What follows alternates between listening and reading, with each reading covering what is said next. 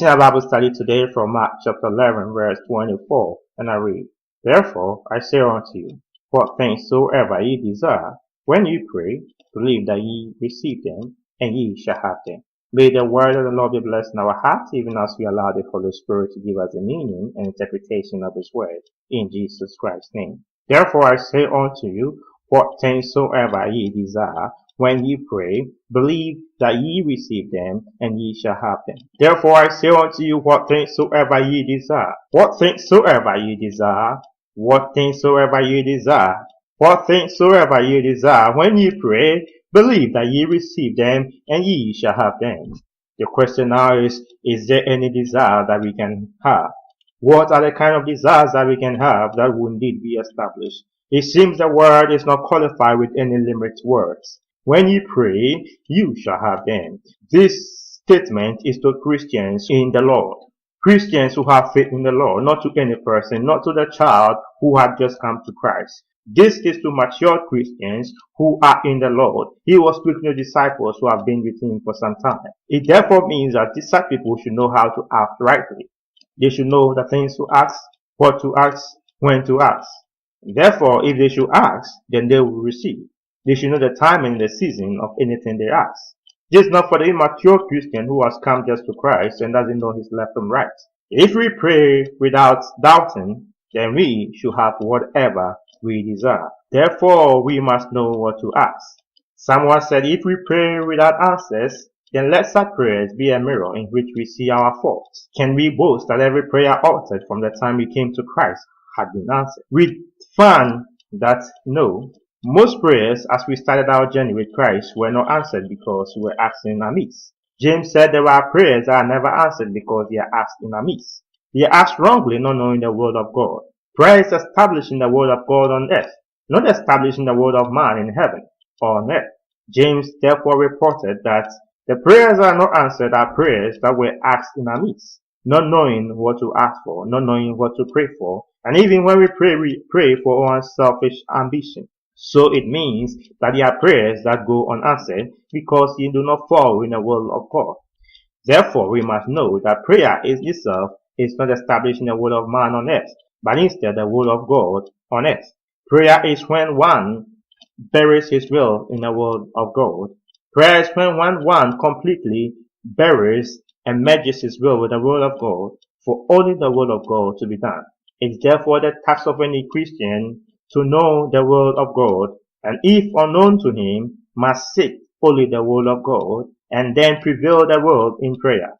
Prayer is not about establishing our selfish ambitions in this world, but prayer is therefore asking that the will of God be done. We saw it in the blueprint that Jesus gave, the Lord's Prayer. Our Father who art in heaven, thy will be done on earth. The prayer can never be prayed without the word of God spelled out in our prayers. Therefore, not all kinds of murmurings or chats with the Lord could qualify as a prayer. Prayer should stem from the heart.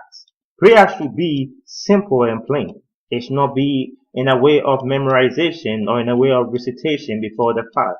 It should be a heart-to-heart communication. It should be pouring out your heart to God, asking for His will to be expressed in your life, asking for His will to be expressed in this world, asking for His will to be done in any matter that confronts you.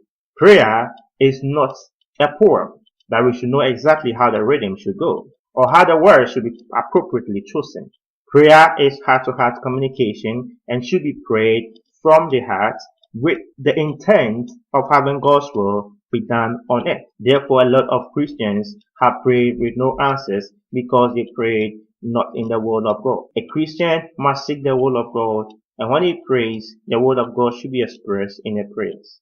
This is why we see so many so-called unanswered prayers, because we prayed amiss. We must know that prayer is a key that can only be turned by the hand of faith.